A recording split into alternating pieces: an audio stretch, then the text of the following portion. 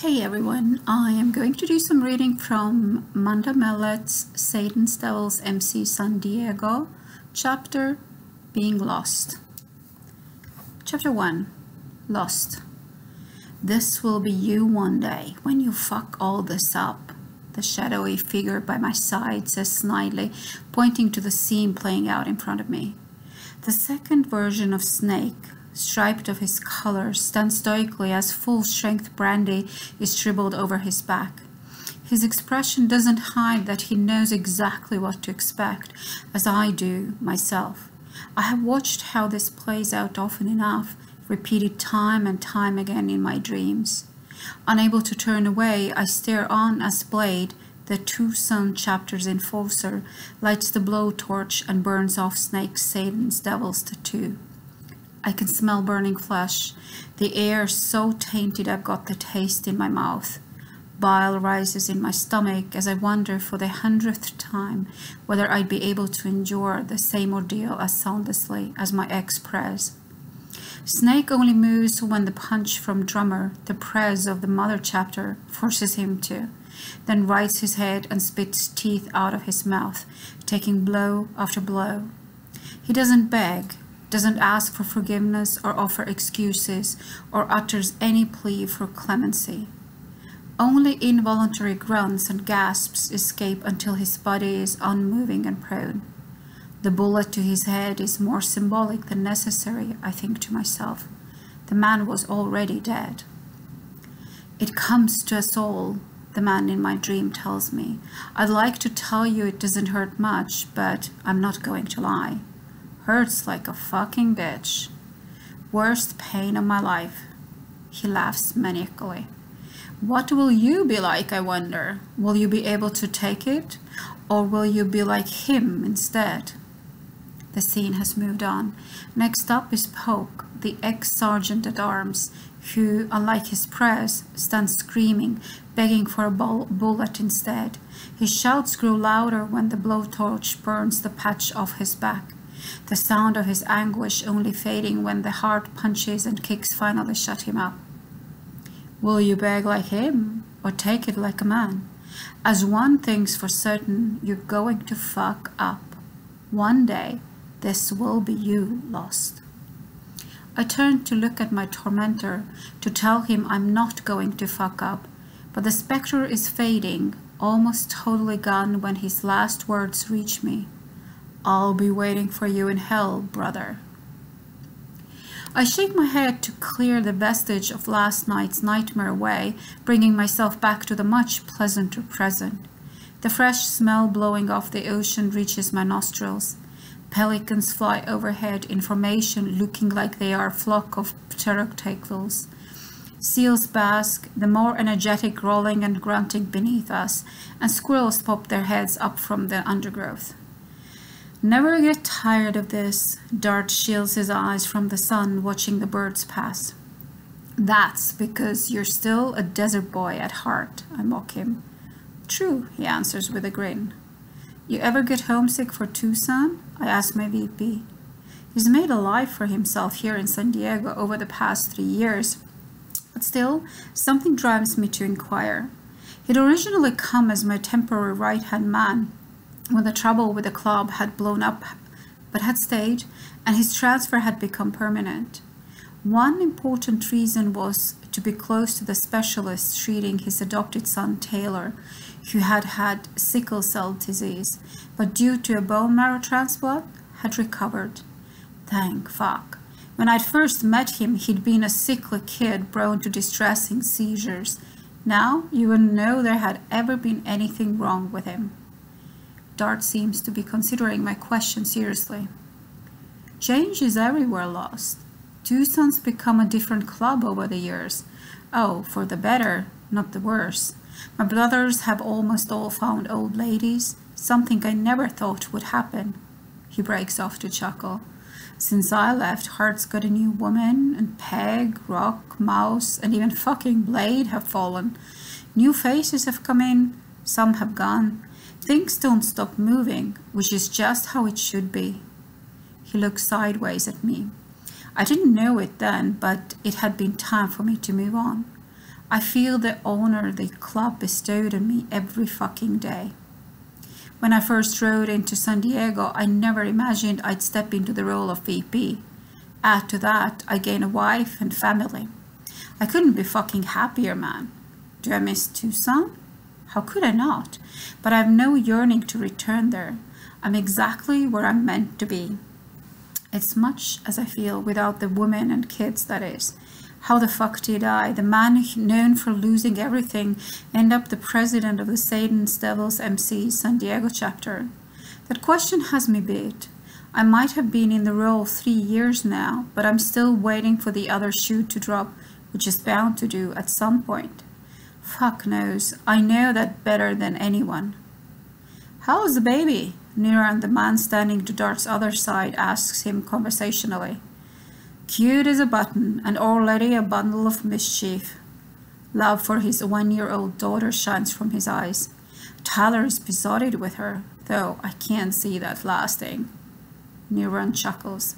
The 8-year age difference between them could see him getting fed up with her being in his space. Now she's sweet, but when she starts cramping his style, he shakes his head. You got experience of that? I seem to recall he was an only child. But it seems the background research we did on him hadn't led us amiss. Sister? Nah, I was an older child, but my friend had one much younger. Fought like a cat and a dog in the end.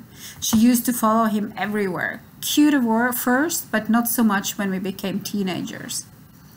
Dart harumphs. Yeah, I can see that happening.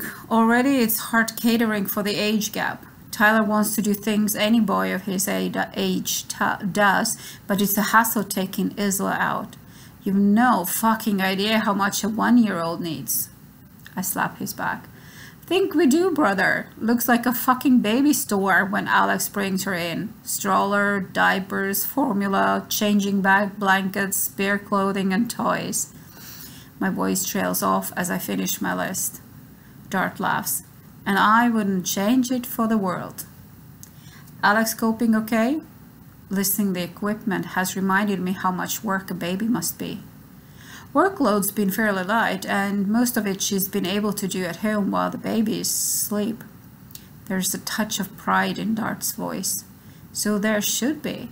The Satan's Devils had paid for Alex to complete her studies. Now she's qualified. She's the official club lawyer. Luckily, there's not been much trouble lately that has required much more of her help other than reviewing contracts for our businesses. Last time she was called on to help a brother in real trouble was when Truck from Tucson got himself locked up. Other than that, there was one of the Reds' crew in Las Vegas who the cops had picked up for having drunk too much and getting into a fight. Alex had stepped in and he'd been let off with a warning. I have a lot of respect for Dart's old lady and glad she's working for the club. We all stare out at the scenery for a moment. My attention is caught by a kid trying to get too close to the seals who have adopted the beach here, but her dad gets to her in time. The seals are friendly enough as long as no one disturbs them, but they must be tempting for a child. Ask, Dart instructs, turning his head the other way, facing Niran head on. My VP had gotten us all relaxed before addressing the issue that had brought us here. Something Niran hadn't wanted to bring up in front of the club. Niran was the first black member of the Satan's Devils MC in any of our chapters. As well as being responsible for the Satan's Devils acquiring a new lawyer, Dart had also brought the club into the 21st century. When he had gotten together with Alex and had adopted her son as his own, he'd raised the question, what happened if Tyler grew up and wanted to prospect? We'd been a whites-only club up to that point, mainly as no one had ever brought it up. Faced with that query, it hadn't taken long for our outdated bylaws to be changed. Niran had been brought on board as a prospect shortly after and had been patched in after he served his time. He's been sitting around the table for a couple of years now. He's serious, always thinks before speaking, and is a fucking good man to have at your side. Dart had done good when he encouraged him to join. I look around Dart, casting my gaze on Niran for a moment. He's been spending some time with his sergeant at arms, proving like Grumbler, his foremost thought is keeping the club safe. A few months back, when Grumbler had landed dirty side down, Niran had done what needed doing without being asked and took over for a while as Grumbler's proxy. He finally addresses the question he brought us here to ask. Who was Shark? Shark was one of Snake's men, I tell him, my jaw clenching. Niran nods.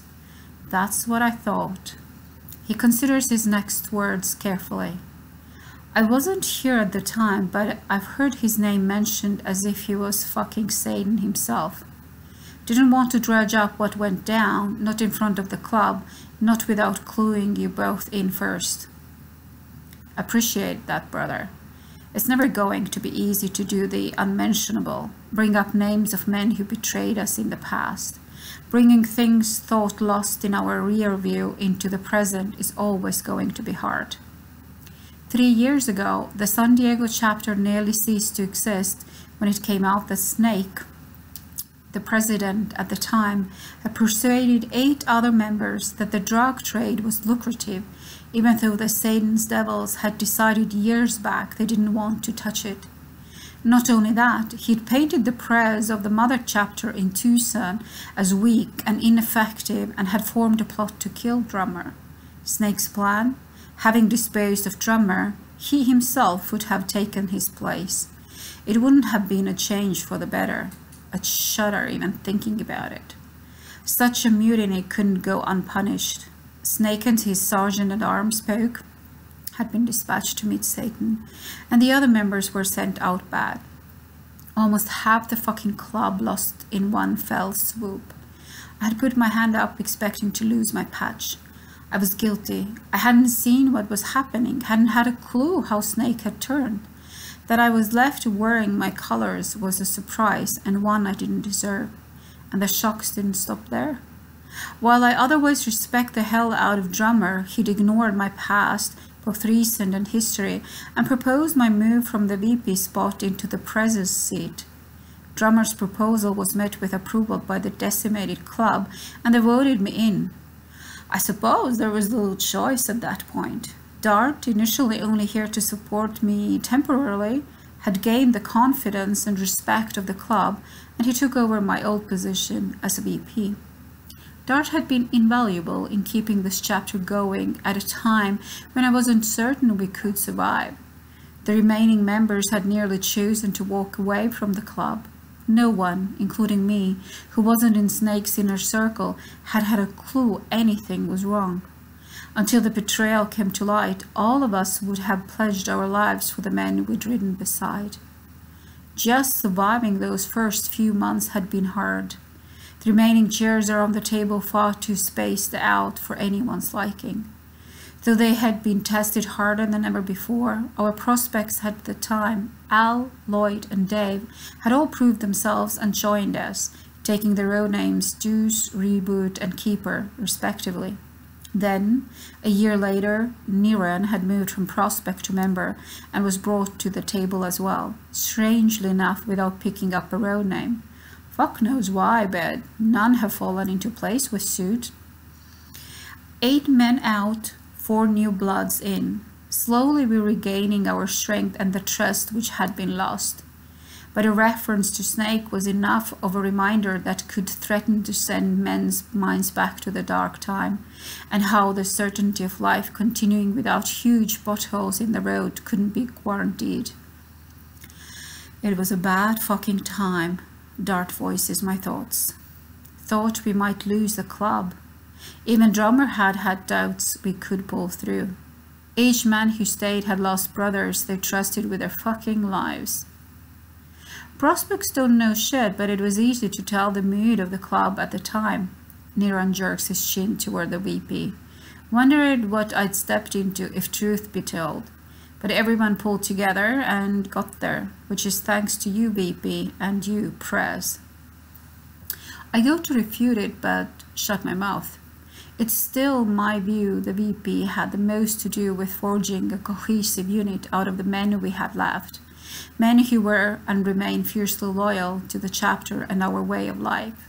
It took more than a moment to stop silently questioning each other as we made sure we had all the bad apples out. We had taken time to heal, and from the reaction around the table when Shark's name was mentioned, are still healing. It had been Smoker's mention of him at last night's church that found us taking some space to discuss it today. Niran had judged it right. Old history was best not resurrected in front of the whole club. Smoker had simply reported seeing Shark in our town, a man whose presence wasn't wanted or desired and who had been banned from ever showing his face in this part of California for the rest of his life. Just the mere mention of the sighting had caused the table to erupt. It wasn't time for a reasonable conversation.